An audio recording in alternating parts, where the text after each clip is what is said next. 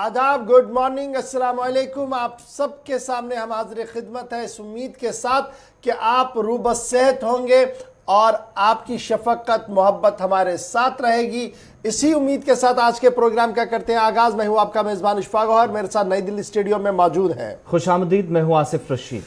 समय नाज़रीन, आज भी कुछ अहम तरीन मौज़ूआत आपके सामने हमने शेयर करने हैं। कुछ कौमी सतह की खबरें हैं, कुछ मुल्की सतह के बाद यूनियन टेरिटरी जम्मू कश्मीर यानी मरकज़ी मामलत वाली रियासत जम्मू कश्मीर की खबर आपके साथ शेयर करनी है। बात वैक्सीन की भी आपको बतानी है। आलमी दुनिया में क्या कुछ हो रहा है उस पर भी थोड़ी सी गुफ्तगू ज़रूर करेंगे। तरक्याती मंजरनामा भी आज हमारे सामने रहेगा और बेरोज़गारी पर भी थोड़ी सी गुफ्तगू करेंगे। हो सकता है कि उतर जाए तेरे दिल में मेरी बात,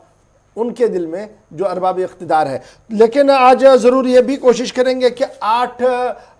9:45 पर आपके साथ रूबरू हो जाए फ़ोन लाइन के ज़रिए से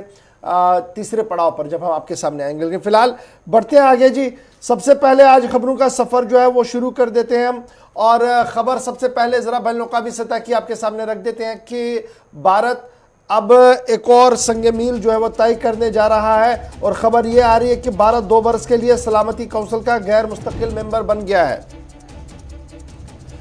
बड़ी खबर हम आपके सामने रख रहे हैं कि भारत 2 बरस के लिए सलामती काउंसिल का गैर मुस्तकिल मेंबर बन गया है। और भारत जो अक़वाम मुत्तहिदा में बरसों से इस्लाहात के लिए जदोजहद करने में पेश रहा है ने जुम्मे को अक़वाम मुत्तहिदा की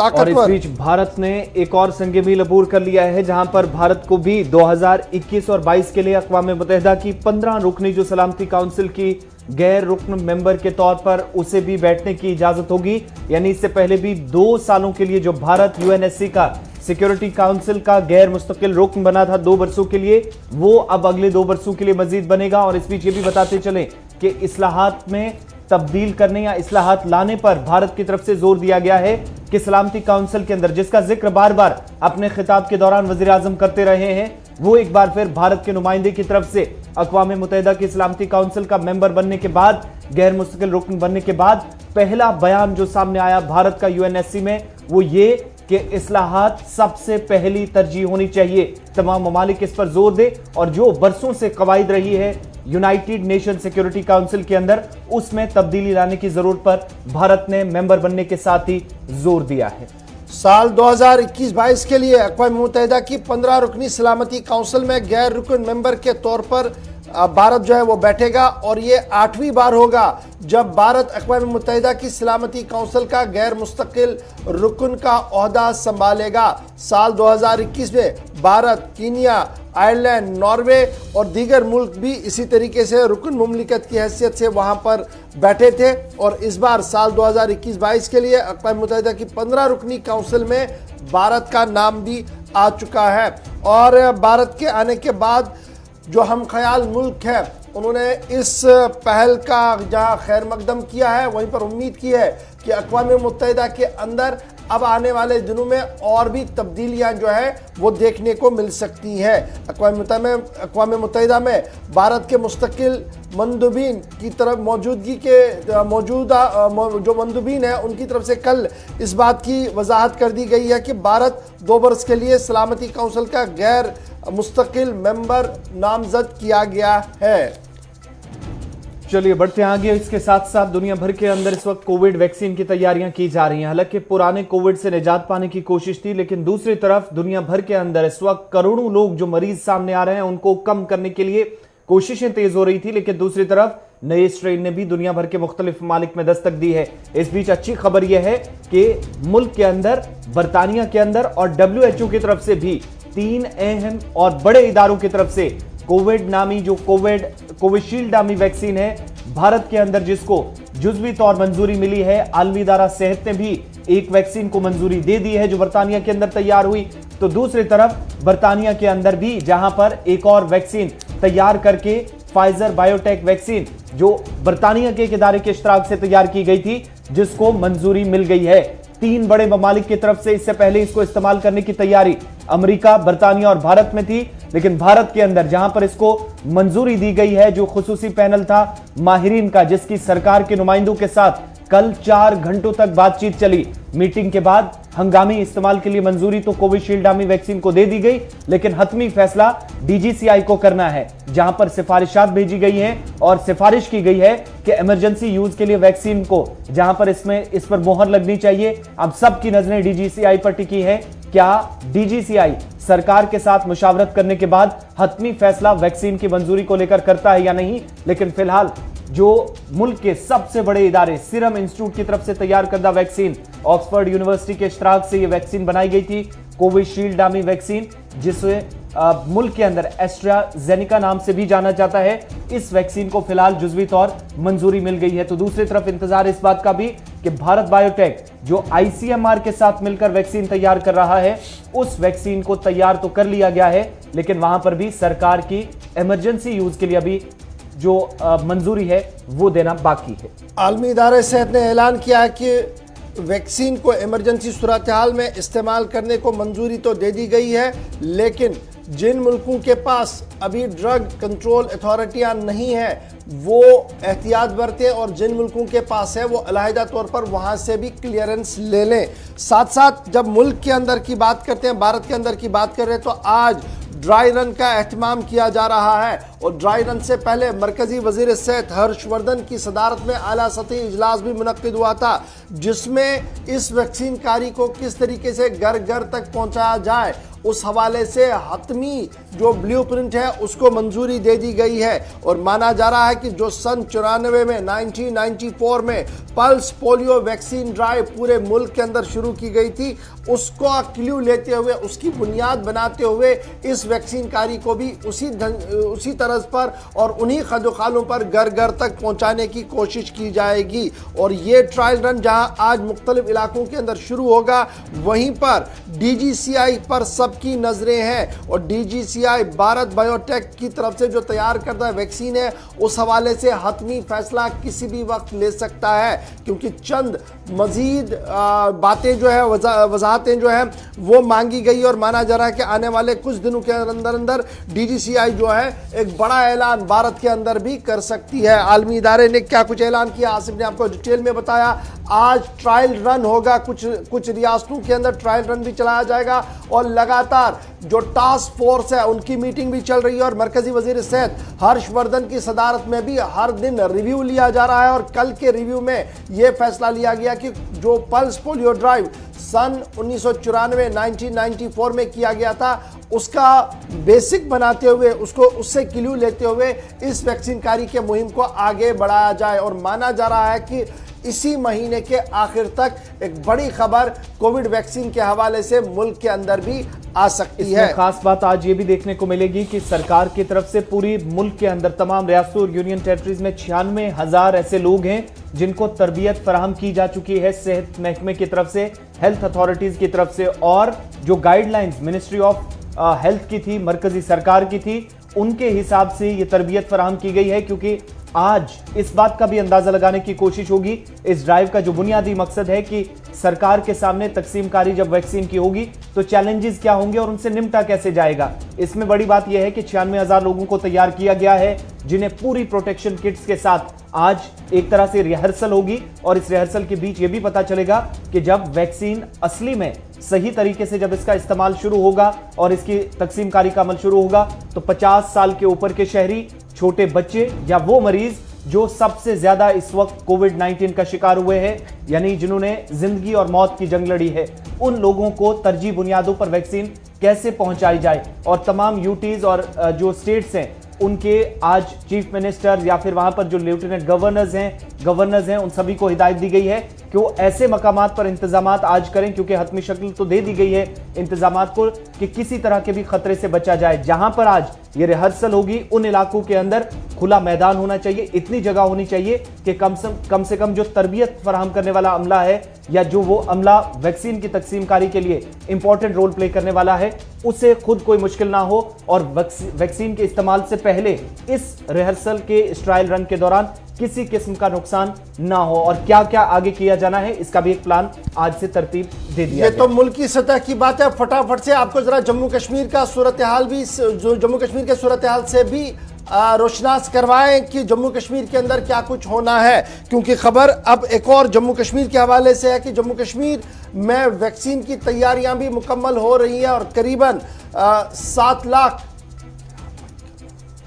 लाख हेल्थ वर्कर्स को इसमें शामिल किया गया है और पहले मरहले के लिए 28 लाख आबादी की निशानदेही कर दी गई है। मैंने पहले ही कहा कि मरकज के पास डाटा शेयर बनाया गया है कि पहले मरहले में किनको, दूसरे मरहले में किनको और तीसरे मरहले में किनको जो है यहां पर वैक्सीन कारी की जाएगी। लेकिन जम्मू कश्मीर में वैक्सीन की तैयारियों को लेकर हतमी फहरिस्त जो है वो तरतीब दी जा रही है। पहले मरहले के लिए 28 लाख आबादी की निशानदेही कर दी गई है, जिनमें 7 लाख हेल्थ वर्कर्स भी शामिल है, क्योंकि हेल्थ वर्कर्स को लेकर यह कहा गया है प्रायोरिटी हेल्थ वर्कर्स और फ्रंट लाइन पर लड़ने वाले लोगों के, उसके बाद सभी लोगों को दिया गया है जुमरे में जगह। और जम्मू कश्मीर में कोरोना वैक्सीन पहले मरहले में 28 लाख लोगों को दिया जाएगा। टीका तिब्बी व नीम तिब्बी अमले के 50 साल से ऊपर उम्र के लोगों को मुख्तलिफ बीमारियों में मुब्तला 50 साल से कम उम्र के लोगों और मरीजों को इस फहरिस्त में शामिल किया गया है। इस बात की जानकारी सेहत व तिबी तालीम के फाइनेंशियल कमिश्नर ने जुमे को वैक्सीन कारी की मुहिम को आगे बढ़ाने से पहले मुनक्किदा मीटिंग के दौरान दी गई है और इसमें जो सेट प्रोटोकॉल मरकज की तरफ से दिया गया है उसका भी पूरा ख्याल रखा जाएगा। जम्मू कश्मीर में पहले मरहले में 28 लाख आबादी को वैक्सीन कारी के दायरे में लाया जाएगा, जिनमें 7 लाख हेल्थ वर्कर्स भी शामिल होंगे। और इसमें प्लान जो तरतीब दिया गया है, तमाम मेडिकल कॉलेज या बड़े जो अस्पताल हैं वहां के जो सरबराहन हैं उन्हें यह जिम्मेदारी दी गई है कि वो जगहों का तयन करें, निशानदेही करें कि किन मकामात पर तरबियत फराहम की जाएगी और उसके बाद वैक्सीनेशन का जब प्रोसेस शुरू होगा तो वहां पर कैसे और किन लोगों को, जो डेटा भी है सरकार के पास, जो प्रोटोकॉल सेट्स किए गए हैं कि 50 साल की कम उम्र के लोग पहले मरहले में शामिल होंगे, जिनमें हेल्थ वर्कर्स होंगे, वो लोग होंगे जिनने कोविड-19 के इस 2020 के पूरे साल के अंदर अपनी खिदमत अंजाम दी। तो पहले फेज में जब उनको लाया जाएगा, किन मकामात पर इस पूरी आबादी को, जिनमें हेल्थ वर्कर्स भी शामिल होंगे, जहां पर न सिर्फ तरबियत फराहम की जाएगी बल्कि वैक्सीन की तैयारी भी मुकम्मल की जाएगी, उसकी निशानदेही के लिए जिम्मेदारी सीनियर ऑफिसर्स को, मेडिकल कॉलेजेस या फिर दीगर जो मेडिकल के इदारे हैं उनके सरबराहन को सरकार की तरफ से आज ही जम्मू कश्मीर यूटी के अंदर भी दे दी गई है और तमाम तैयारियां लगभग अब मुकम्मल हो रही हैं वैक्सीनेशन के लिए। चलिए जी, बढ़ते हैं आगे। बात वैक्सीन के बाद अब उस बड़ी खबर की करते हैं जो न अब मुल्की खबर है बल्कि बैनुल-अक़वामी सतह पर भी अब तबसरे और खबरें आना शुरू हो गई है। यानी बात किसानों की करेंगे, क्योंकि किसान का धरना जहां दिल्ली के बॉर्डर पर चल रहा है, वहीं पर बैनुल-अक़वामी अखबारों की जीनत भी अब यह धरना बन रहा है। लेकिन धरना लगातार जारी रहेगा, इस बात का अंदिया कल रात देर के दोबारा दिया गया है, क्योंकि माना गया है कि जिस तरीके से मुज़ाकरात चल रही है अभी शायद और वक्त इसमें लग सकता है। हुकूमत और किसानों के दरमियान ये जो रस्साकशी अब तक चल रही है, हालांकि 6 बार बातचीत हो चुकी है लेकिन कोई रास्ता अभी तक निकलता हुआ कोई ज्यादा नजर नहीं आया। हालांकि एक छोटी पेशरफ्त कहा जा सकता है कि छठे दौर की मीटिंग के दौरान सरकार ने लगभग 50% जो मांगे थी उन पर गौर करने की बात कही थी। लेकिन बड़ी बात जो कल के प्रोग्राम में हमने आपको बताई की थी कि जो सरकार ने कहा है वो सिर्फ बात करने तक ही महदूद है, यानी रिटर्न में कुछ नहीं किसानों को मिला है। और 4 जनवरी को अगली मीटिंग होगी, कल का दिन छोड़कर परसों जब मीटिंग होगी, किसानों की तरफ से सरकार को इंतबाह दे दिया गया है कि अगर 4 जनवरी को होने वाली मीटिंग में बात ना बनी तो सरकार लंबी लड़ाई के लिए तैयार रहे। सिक्योरिटी पहले से बढ़ा दी गई है, लेकिन किसानों ने यह भी कह दिया है साफ अल्फाज में कि अगर 4 तारीख को मीटिंग में बात नहीं बनती तो 6 तारीख को एहतिजाज में शिद्दत लाई जाएगी। और जो इससे पहले जियो की मसनूआत का बॉयकॉट किया गया था, मोबाइल टावर्स का, नेटवर्क का बॉयकॉट किया गया था, वो बरकरार रहेगा, वो साफ कर दिया गया है। मगर 6 तारीख से एहतिजाज में शिद्दत लाने की भी सरकार को कल इंतबाह दे दिया गया। बड़े शॉपिंग मॉल्स का बाइकॉट होगा, पेट्रोल पंप्स पर, यानी जो उन कंपनीज के पेट्रोल पंप्स हैं जिनके ऊपर अभी काफी ज्यादा इल्जामात हैं, उनका बाइकॉट होगा।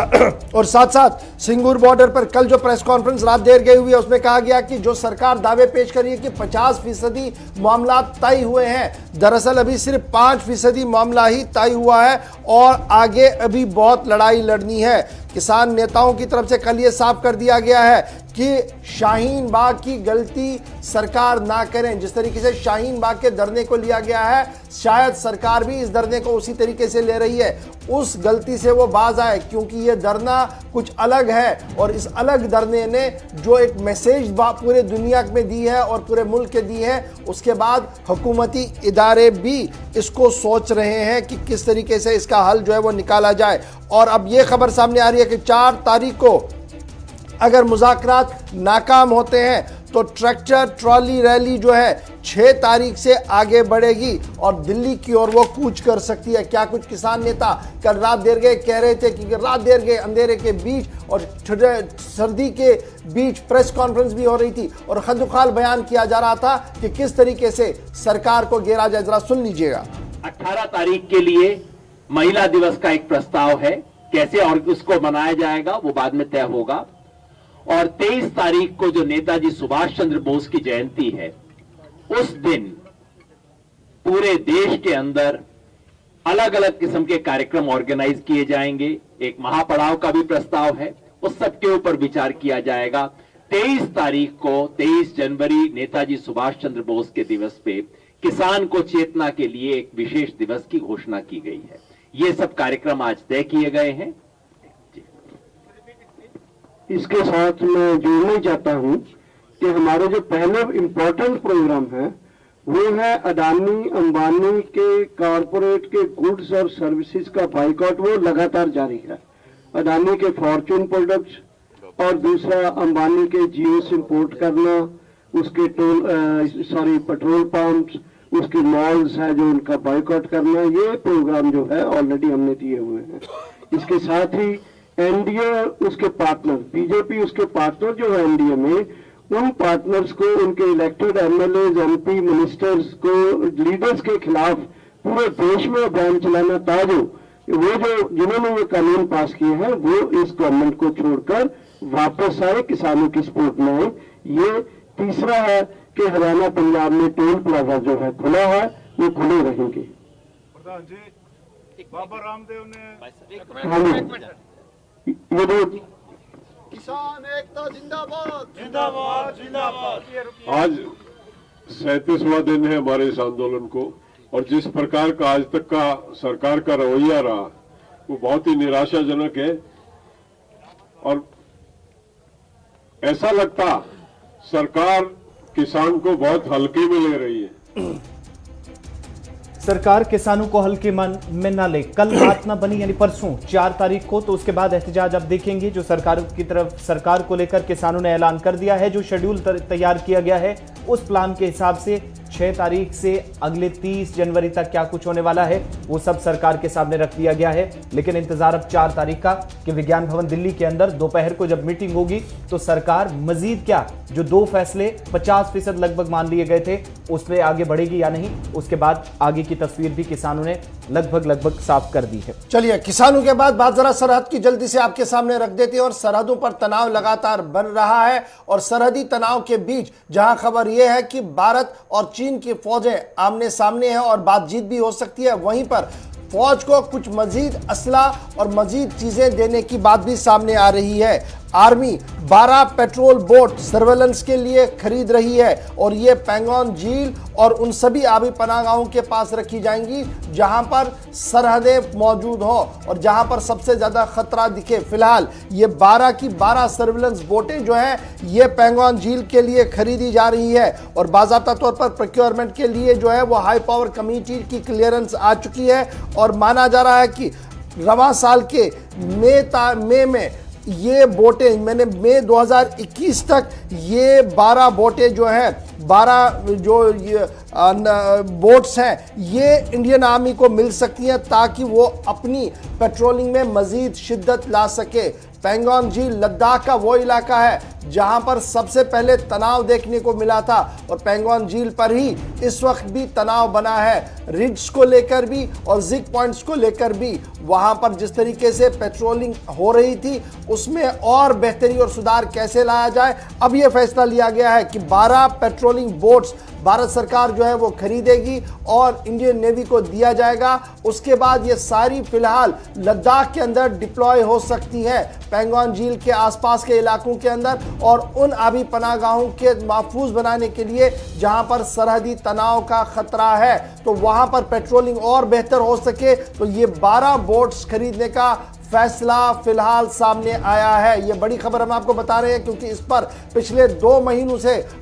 मीटिंग्स चल रही थी, मंथन चल रहा था, मशावरत हो रही थी वजारती दिफा के अंदर, और फाइनली जो हाई प्रोफाइल कमेटी है जिनके सुपुर्द प्रोक्योरमेंट का काम रहता है, उन्होंने हरी झंडी दे दी और माना जा रहा कि मई 2021 तक ये 12 बोट्स जो हैं ये इंडियन नेवी को मिल सकती हैं, और उसके बाद लद्दाख यूनियन टेरिटरी के अंदर वहां पर जो है वो इसे रखा जा सकता है। फटाफट से बढ़ते हैं जी आगे, और इससे पहले कि जम्मू कश्मीर की खबरों की ओर आपको जरा भारत और पाकिस्तान के हवाले से भी खबर बताएं, क्योंकि भारत और पाकिस्तान के बीच जहां तनाव बरकरार है और दोनों लीडर आपस में बातचीत नहीं कर रहे हैं, लेकिन कई ऐसे मुआहिदे हैं जिनकी पासदारी आज भी देखने को मिल रही है। 30 वर्षों बाद भी जो मुआहिदा दोनों सरकारों के बीच हुआ था, उस पर एक बार फिर देखने को मिला है कि अमल दरामद हो रहा है। कैदियों की रिहाई का मामला है। साल 2008 के मुआहिदे के तहत भारत सरकार और पाकिस्तान सरकार ने एक दूसरे को वो फहरिस्त सौंप दी है, तबादला हुआ है, जिसके तहत यह बताने की कोशिश हुई है कि पाकिस्तान की जेलों में कितने भारतीय कैदी हैं और भारत की जेलों में कितने पाकिस्तानी कैदी हैं। इनमें माहीगीर भी हैं, दूसरे लोग भी हैं, और कई लोग ऐसे जिन पर कई दफात चल रही हैं, मुकदमात लगे हैं, जो मुल्क की मुख्तलिफ जेलों में हैं। और इसी तरीके से सरहद पार भी यानी पाकिस्तान में भी जो कैदी अब तक पाकिस्तान की जेलों में हैं, वो फहरिस्त भारत की तरफ से वजारत खारजा ने और सफारती चैनल्स के जरिए ये लिस्टें दोनों आसपास एक दूसरे के पास गई हैं। जो भारत के नुमाइंदे हैं पाकिस्तान के अंदर, उनके जरिए पाकिस्तानी सरकार तक लिस्ट पहुंचाई गई है। तो वहीं दूसरी तरफ कैदियों के साथ साथ जौहरी तंसीबात के हवाले से साल 1998 31 दिसंबर का जो 1988 का माफ कीजिएगा, जो 31 दिसंबर का मुआहिदा था, उसके तहत जौहरी तंसीबात का जिस पर अमल दरामद 1991 में हुआ था, वो फहरिस्त भी पहली बार जो 1991 में दी गई थी, साल 2020 के खत्म होने के साथ साथ 1 जनवरी 2021 को दोनों सरकारों ने एक दूसरे को सिफारती चैनल्स के जरिए वो फहरिस्त भी सौंप दी है। हर साल इस तरीके का काम जो है वो किया जाता है कि जौहरी तंसीबात के हवाले से भी लिस्ट आती है और एक दूसरे के इलाकों के अंदर जो कैदी हैं उस हवाले से भी फरिश्तों का तबादला किया जाता है। और फिलहाल खबर ये है कि भारत की तरफ से पाकिस्तान के अंदर 185 भारतीय माहगीरों की रिहाई के हवाले से और 3 सिविलियंस की रिहाई के हवाले से बात सामने रखी गई है, और ये कहा गया है कि 22 लोग फिलहाल सिविलियन पाकिस्तान के मुख्तलिफ जेलों के अंदर है, उनके लिए काउंसलर एक्सेस जो है वो दी जाए। भारत सरकार की तरफ से ये पेशकश जो है वो सामने रखी गई है। अब देखना होगा कि बॉल किस तरीके से आगे बढ़ेगी, क्योंकि पाकिस्तान ने भी कुछ लोगों की रिहाई के हवाले से बात सामने रखी है जो मुख्तलिफ इलाकों के अंदर गिरफ्तारियां हुई है, सरक्रीक के अंदर हुई है या दीगर इलाकों के अंदर गिरफ्तारियां हुई है, उनकी लेकर वहां पर भी पाकिस्तानी माहीगीर या मछुआरे जो है उनकी गिरफ्तारियां हुई है। तो उन्होंने भी अपने तरीके से कुछ चीजें जो है वो सामने रखी है। लेकिन अच्छी बात यह कि जहां दुश्मनी शबाब पर है, भारत और पाकिस्तान एक दूसरे से आंख नहीं मिला रहे हैं, बयानबाजियां भी काफी ज्यादा हो रही है। उस बीच जो मुआहिदे दोनों मुल्कों के बीच हुए हैं उस पर भी पेशरफ्त आहिस्ता आहिस्ता करके ही सही, लेकिन आलमी इदारों और आलमी दबाव के बीच वो चीजें भी आगे बढ़ रही हैं। तो ये जनाब थी बात भारत और पाकिस्तान के हवाले से। यहां पर छोटे से ब्रेक के लिए रुक रहे हैं, ब्रेक के उस पार आएंगे तो आपको बताएंगे कि जम्मू कश्मीर के अंदर सूरत हाल किस तरीके से बन रही है। साल 2020 हमसे तो रुखसत पजीर हुआ, लेकिन एक बीमारी कोविड ने कितने लोगों को हमसे दूर किया है। उसके बाद बात करेंगे बेरोजगारों की कि चंद 100 पोस्ट और कितने हजार लोग, डिटेल के साथ आपके सामने आएंगे छोटे से ब्रेक के फौरन बाद।